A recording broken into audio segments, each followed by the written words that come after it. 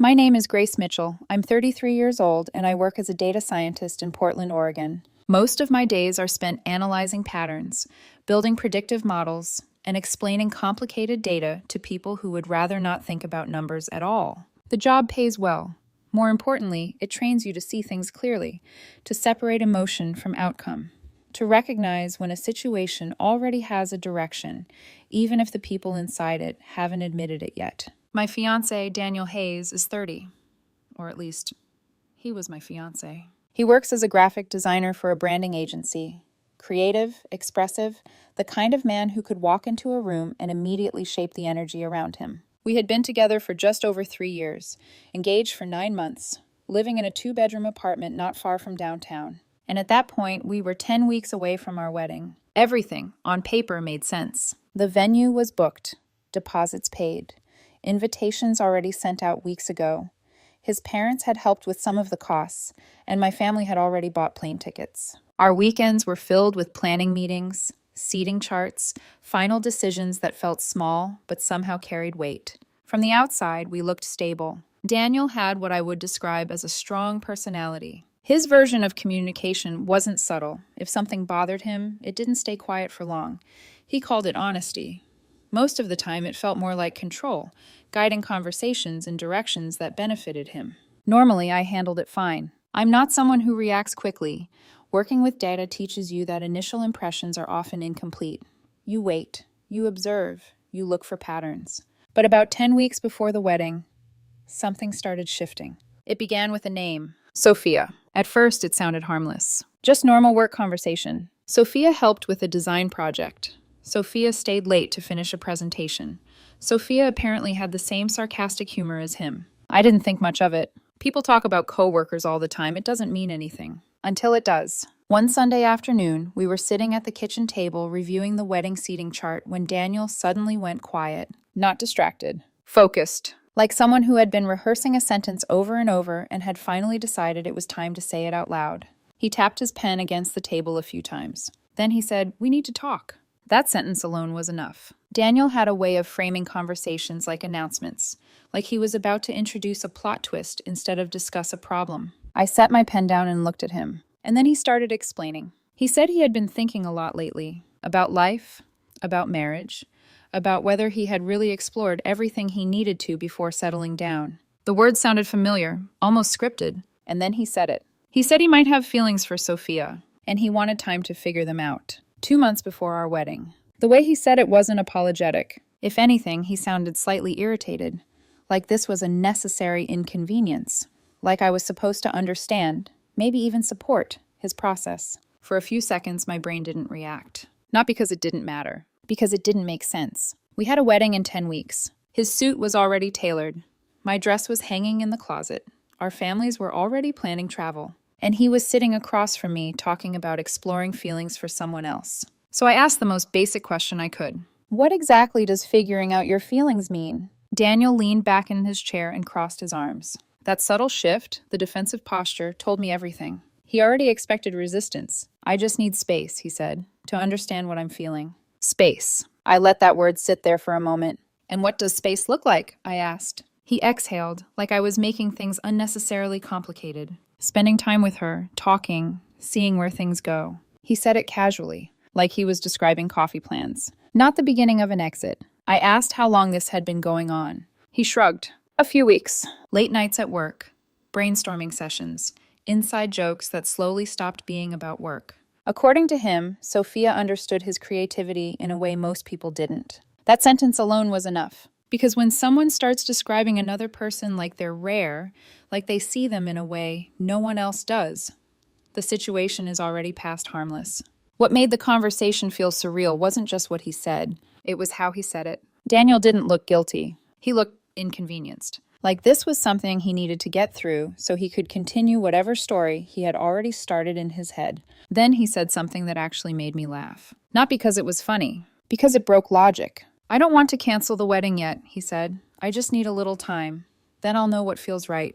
I stared at him for a second, because what he was describing wasn't confusion. It was a system. He wanted to pause our relationship while testing another one. And if that didn't work, we could just continue, like nothing had happened. He said it calmly. like he was suggesting we move dinner plans. That was the moment something in my head shifted, because I spend my days working with probability models. And when someone asks to keep one option safe while exploring another, the math becomes very clear. He wasn't unsure. He was comparing outcomes. And in his version of the equation, I was the backup. For a moment, I expected anger or heartbreak. But what I felt instead was clarity. Because when someone tells you 2 months before your wedding that they need time to explore feelings for someone else, that's not hesitation. That's a decision.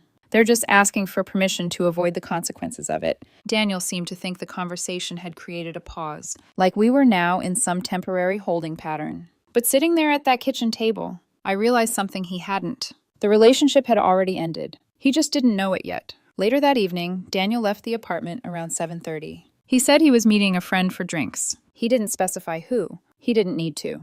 There are moments when details stop mattering, when the overall pattern becomes clear enough that verifying individual data points feels unnecessary. I didn't ask questions. I didn't check his location. I didn't go through his phone, because by that point, I wasn't trying to confirm anything. I was already working with a conclusion. The apartment felt different after he left. Not emptier, just quieter in a way that made things easier to think through. I sat at the kitchen table for a few minutes, staring at the seating chart we had been working on earlier. Names arranged neatly, families grouped together, friends placed carefully to avoid old tensions. It was a blueprint for an event that no longer existed. I closed the folder. Then I walked over to the living room, picked up my laptop, and opened the wedding planning directory. Everything was there. Venue contract, catering agreement, photographer invoice, DJ booking confirmation. Roughly $30,000 tied into a single weekend. Some of it refundable, some of it not. I stared at the numbers for a while, not emotionally, analytically. There's something people misunderstand about decisions. They think clarity feels dramatic. It doesn't. It feels quiet, like reaching the end of a calculation and realizing there's only one logical outcome left. I remembered something my father used to say. Bad investments get worse the longer you pretend they still have potential. So I started making calls. The first one was the venue. The coordinator answered on the second ring. Her voice warm, professional, completely unaware of what the conversation was about to become. I need to cancel our reservation for October, I said. There was a pause, just long enough to register surprise. I'm sorry, cancel? She asked. Yes. Another pause. Then the shift in tone. More careful, more procedural. She explained the cancellation policy.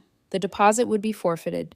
The remaining balance, however, hadn't been processed yet. That alone saved almost $12,000. I thanked her. We ended the call. Next was the caterer, then the florist, then the photographer. Each conversation followed the same pattern. Confusion, clarification, professional detachment. It turns out wedding cancellations 2 months out are not as rare as people like to believe. By the time I finished the last call, it was a little after 9 p.m. I closed my laptop, and just like that, the wedding was gone. No venue, no food, no music, no ceremony. Just a set of canceled contracts and one non-refundable deposit. Daniel still had no idea. Around 10:30, I heard the front door open. He walked in laughing at something on his phone. Relaxed, unbothered. Like the conversation from earlier had been a minor discussion. Something temporary, something manageable. He kicked off his shoes, dropped his keys on the counter, and glanced over at me. Do you want to watch something? He asked. I looked at him for a second. Really looked. And in that moment, something became even clearer. He genuinely believed I was waiting. Waiting while he figured things out. Waiting while he explored something new. Waiting, just in case he decided to come back. There was no guilt in his expression. No urgency. Just assumption. I nodded slightly. Maybe later, I said. He shrugged, walked into the kitchen, and grabbed a drink like it was any other night. And that was the strangest part. Not the betrayal, not the timing, but the normalcy. The way someone could begin dismantling a relationship and still expect everything around it to stay intact. We didn't talk about it again that night. He scrolled through his phone on the couch. I sat across from him, answering a few emails, my laptop now empty of anything related to a wedding. At some point, he mentioned casually that he might meet Sophia the next day. Just to talk, he added. I didn't respond. There was nothing left to say, because from my perspective, that conversation had already happened. Around midnight, we went to bed. He fell asleep quickly, like he always did. I stayed awake a little longer, staring at the ceiling, not replaying the conversation, not questioning anything, just observing the silence. There's a specific kind of calm that comes when a decision is final. No more variables, no more uncertainty,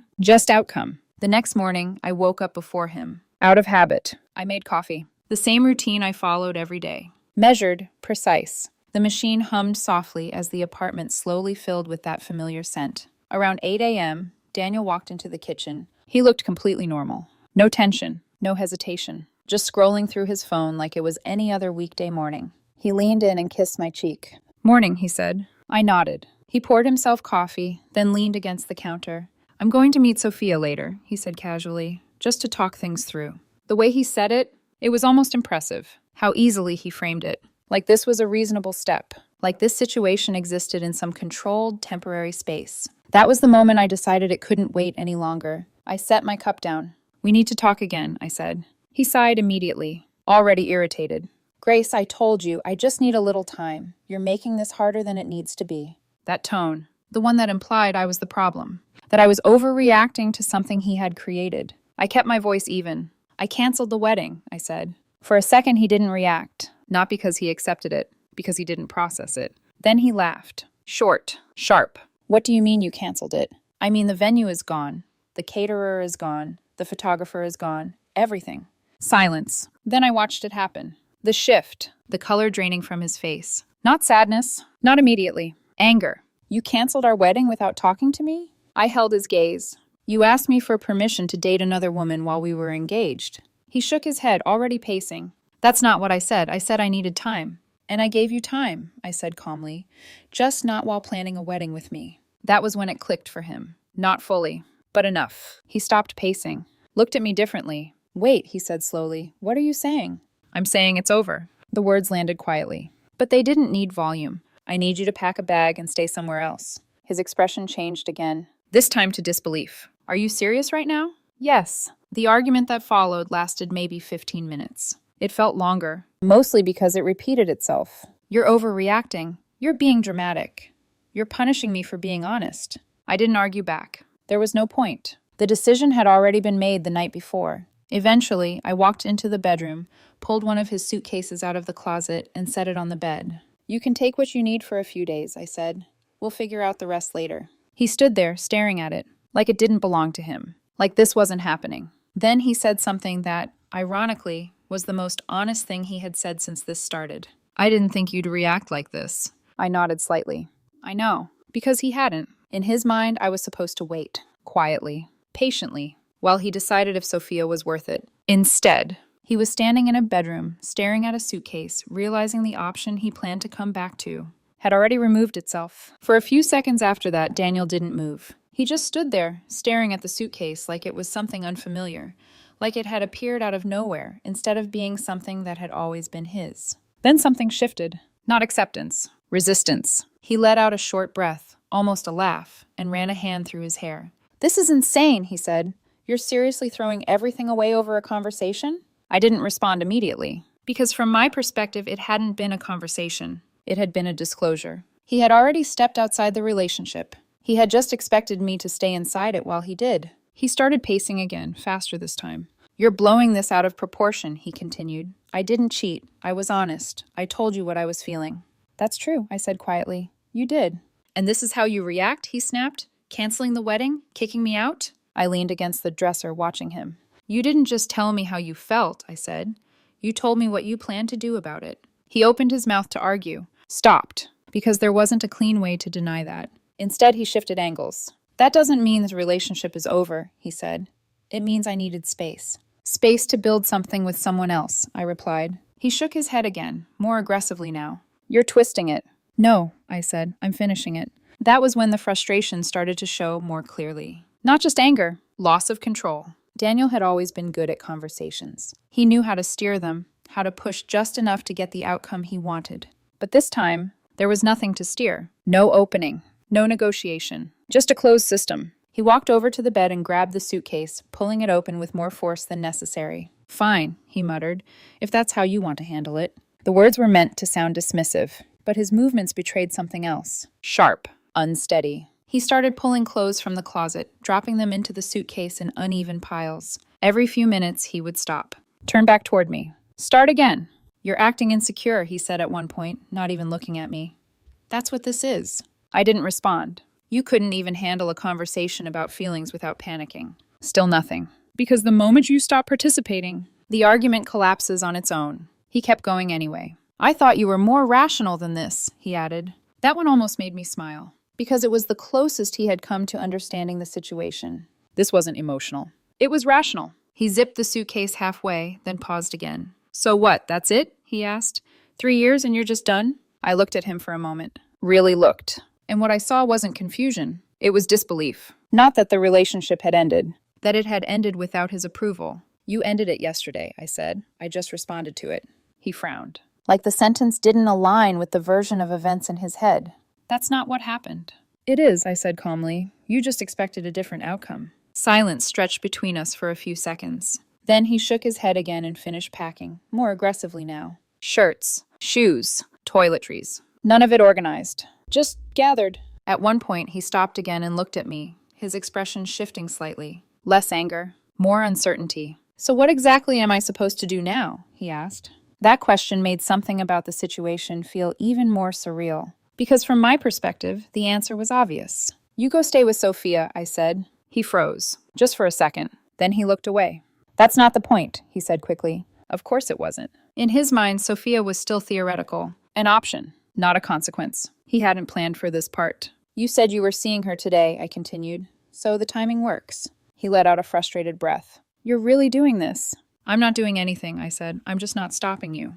That landed. He didn't respond right away. Instead, he pulled the suitcase upright and zipped it shut completely. The sound was louder than it needed to be. Final. He grabbed the handle and dragged it into the living room. I followed, stopping near the doorway while he stood by the front door. For a moment, neither of us spoke. Then he turned back toward me. His expression had changed again. Not confident anymore. Not controlled. Something else. So that's it? He asked. You're just kicking me out? I'm not kicking you out, I said. I'm removing myself from what you asked for. He stared at me, trying to find a way around that. There wasn't one. You're going to regret this, he said finally. There it was, the assumption. That this was temporary. That once emotions settled, things would return to normal. I didn't react, because regret only exists when there's doubt. And there wasn't any. He picked up his phone, typed something quickly. I didn't need to ask who. A few seconds later, he grabbed the suitcase handle again. Before opening the door, he paused. Just slightly, like he expected something. A change, a hesitation. There wasn't one, so he left. The door closed behind him with a soft click. Not dramatic, not loud, just final. And just like that, the apartment was quiet again. Not empty, just different. I stood there for a moment, listening to the silence. Then I walked back into the living room and sat down on the couch. The last 12 hours replayed in fragments. The conversation at the table, the phone calls, the suitcase. None of it felt chaotic. If anything, it felt resolved, like a system that had reached its conclusion.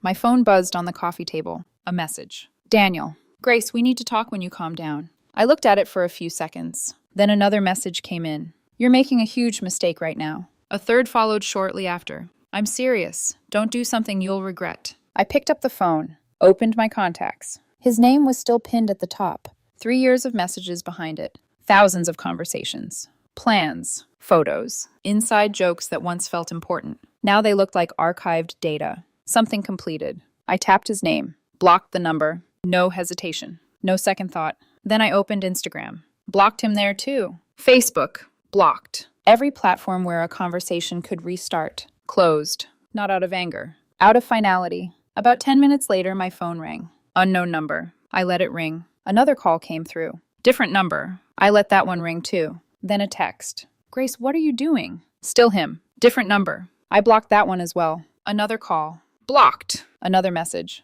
Blocked. One by one, the attempts came in. And one by one, they ended the same way. Silence. That was the moment the situation became real. Because Daniel had always controlled conversations. He knew how to push, how to argue, how to wait people out. But blocking someone removes the conversation entirely. No debate, no performance, no audience, just absence. And apparently, that was something he had never planned for. Over the next hour, 3 more unknown numbers tried to reach me. Each one disappeared the same way. Eventually, the phone stopped ringing. The apartment stayed quiet. And somewhere across the city, Daniel was probably realizing something for the first time. The option he thought would always be there was gone. The next few days were quieter than I expected. No dramatic confrontations. No sudden appearances at my door. No emotional scenes pulled straight out of a movie. Just silence. The kind that settles in slowly and then stays. Monday morning, I sat at my desk with a cup of coffee and started going through the last pieces of what needed to be done. Administrative cleanup. That's what it felt like. Not heartbreak. Not loss. Just closing a file that had already reached its conclusion. The first thing I did was shut down the wedding website. It still had the countdown timer running. 73 days to go. I stared at that number for a few seconds. Then I logged in and deleted the page entirely. No reason to leave a timeline attached to something that no longer existed. Next, I drafted a message to the relatives who had already booked flights. I kept it short. The wedding has been canceled. I'll explain later. Please cancel your travel plans. I didn't include details. Anyone who needed to know would eventually understand. Anyone who didn't matter. Most of my family didn't respond right away. That was typical. We weren't the kind of people who demanded explanations in moments like this. We waited. We gave space. Daniel's side of the situation, however, unfolded differently. By Tuesday afternoon, my phone started lighting up again. Unknown numbers. Voicemails. Names I recognized only because I had heard them mentioned over the past 3 years. His sister called first. Then his mother. Then 2 of his friends. I let every call go to voicemail. Not because I was avoiding them. Because I had nothing to say. Eventually, one of his friends left a message that actually made me pause. Her voice was careful, measured, like she was trying to stay neutral. Grace, I don't know what's going on exactly, but Daniel said there was a misunderstanding, that things got blown out of proportion. I almost smiled. Because of course he did. When people create something messy, the next step is usually controlling how it looks from the outside. According to whatever version of the story he was telling, this wasn't about him asking to explore something with another woman 2 months before our wedding. It was about me overreacting, about me being emotional, about me ending things too quickly. A misunderstanding. I deleted the voicemail. Not out of anger, out of disinterest. Because explanations only matter when both people are working with the same reality. And we weren't. By Wednesday evening, something else shifted. I was in the kitchen, cooking dinner. The routine felt familiar, comforting in a way I hadn't expected. No interruptions. No underlying tension. Just quiet. My phone buzzed again. Another unknown number. At first I ignored it. Then it buzzed a second time. A message this time. I glanced at the screen. Hey Grace, I think we should talk. I almost didn't open it. But then I saw the name at the bottom. Sophia. That alone told me more than the message itself. Because confident people don't reach out to the person they replaced. People who feel like they've stepped into something unstable do. I let the message sit for a few seconds. Then I unlocked my phone and typed a response. There's nothing to talk about. Her reply came almost immediately. Daniel's really upset. He didn't expect things to go this far. That made me pause. Not because I was surprised. Because it confirmed something I had already assumed. He never thought there would be consequences. He thought this would stay contained. Controlled. Reversible. I typed back. That was his assumption. A minute passed. Then another message appeared. He said you blocked him everywhere. I looked at the screen for a moment, then replied. That was intentional. There was a longer pause this time. When the next message came through, it was different. Less controlled. More uncertain. I didn't realize you two were still that serious. That was the moment something clicked. Not about Daniel. About her. Because anyone who knew the full context would never describe a relationship that way. 10 weeks from a wedding. 3 years together. Families involved. That's not that serious. That's established. Which meant one thing. He hadn't told her the truth either. He had minimized it, reframed it, presented a version that made his actions easier to justify. I didn't respond again. Instead, I blocked her number. Not because she mattered, but because I had no interest in being pulled into a situation I was no longer part of. I went back to the stove, stirred the pasta, finished cooking dinner. The entire exchange had lasted less than 2 minutes, but it explained more than anything Daniel had said. For the next few weeks, life settled into something steady. Work filled my weekdays. Meetings. Deadlines. Data models that required focus and left no room for distraction. Without wedding planning, my weekends opened up. Empty at first, then gradually filled again. Coffee with friends. Long walks. Things that didn't require emotional negotiation. People started hearing what happened. Slowly. In fragments. Most reactions followed the same pattern. Shock. Then anger, on my behalf. One of my friends summed it up best during dinner one night. He tried to keep you as a safety net while testing something else. I nodded, because that was exactly what it had been. A controlled experiment. At least that's what he thought. About 3 weeks after everything ended, I ran into someone unexpected, one of his coworkers. We had met once before at a company event. She recognized me immediately. That look appeared. The one people get when they know a situation is complicated, but don't know how much they're allowed to say. We ended up talking for a few minutes. Just enough. Just enough to confirm something I had already suspected. Daniel and Sophia had started seeing each other openly almost immediately after he left. No delay. No ambiguity. But according to her, things at the office had already started to feel uncomfortable. Because people there knew. They knew he had been engaged. They knew the timeline, which meant the version of events he had shared outside wasn't holding up inside. And situations like that don't stay contained. They spread, quietly at first. Then, all at once, I listened, nodded, thanked her, then left. Because by that point, it didn't matter. My life had already moved forward. Whatever happened between them was no longer connected to me. At least, that's what I believed at the time. Because 8 months later, my phone lit up with a name I hadn't seen since the day he walked out of my apartment. 8 months is a long enough time for something to feel finished. Not forgotten, but archived. By then, my life no longer looked anything like it had before. Work had picked up. I had taken on a new project that required more time, more focus. My schedule filled itself naturally, the way it always does when there's space. The apartment had changed too. Not drastically, but enough. Furniture moved. Small details replaced. The kind of adjustments that slowly erase the outline of a shared life. There were no traces of Daniel left. Not physically. And more importantly, not mentally. That was the part I hadn't expected. How clean it would feel once the noise was gone. The constant negotiation. The subtle tension. The sense that something was slightly off, even when everything looked fine on the surface. Silence, it turns out, isn't empty. It's precise. It removes distortion. That Tuesday evening, I was sitting at my desk finishing a report when my phone buzzed. Unknown number. Normally, I ignore those. But this one started with my name. Grace, it's me.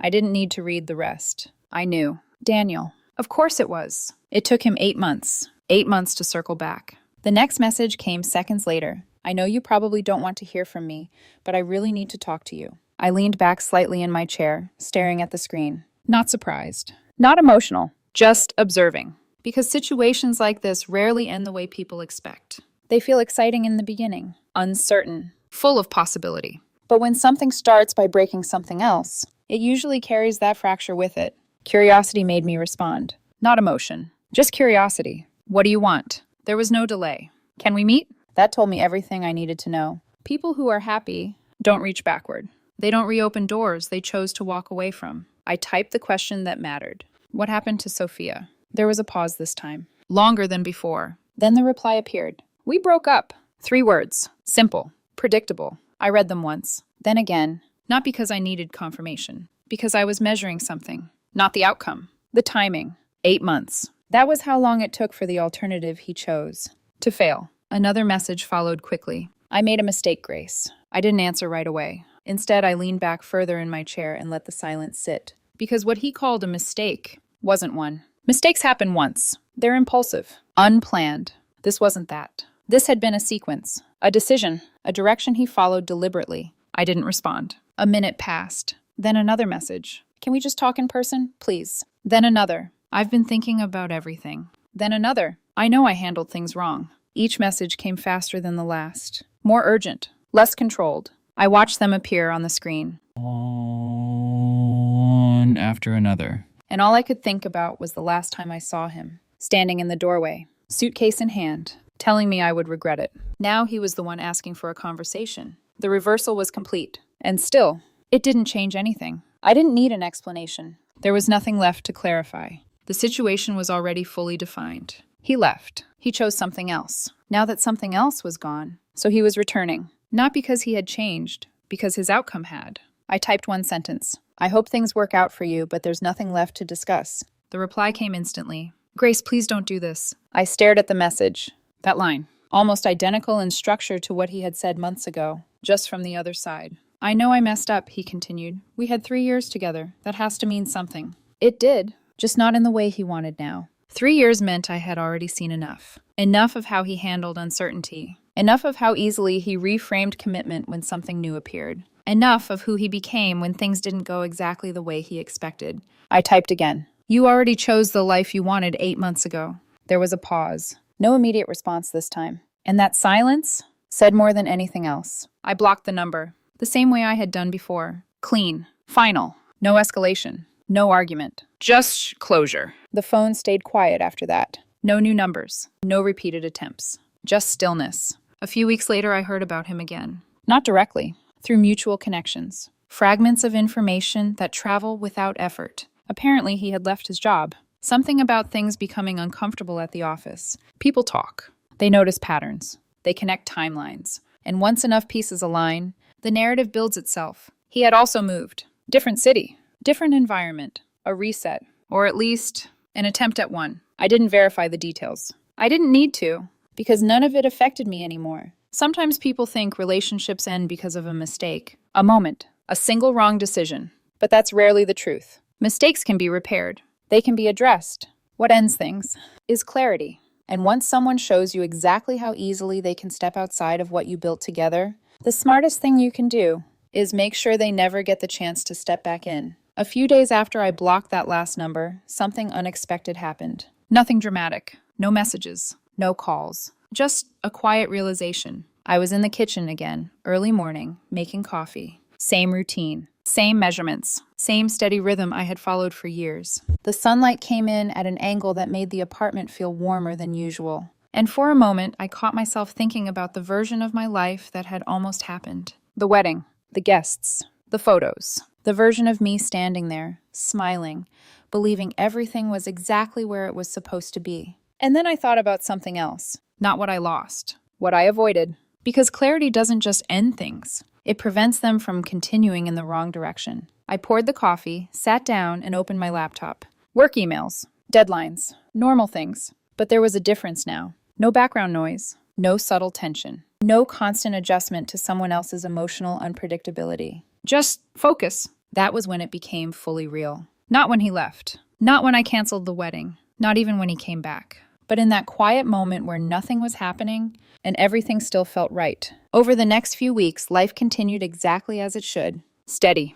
Predictable. Mine. No interruptions. No attempts to reopen anything. No unfinished conversations waiting somewhere in the background. Whatever needed to end had already ended. And whatever consequences followed were no longer mine to carry. I didn't check on him. I didn't ask mutual friends for updates. I didn't wonder how things could have been different. Because that kind of thinking only exists when there's uncertainty. And there wasn't any. He had shown me exactly who he was when faced with choice. And I had responded accordingly. That was it. No loose ends. No second version of the story. Just one outcome. Sometimes people expect closure to feel emotional, to come with long conversations. Explanations. Apologies. But that's not always how it works. Sometimes closure is quiet. It's a decision that doesn't require agreement. It's understanding something clearly enough that you no longer need to revisit it. Months later, I ran into someone who knew him. Not closely. Just enough to recognize his name when it came up. We were standing in line at a cafe when she mentioned it casually. Daniel moved, right? I heard things got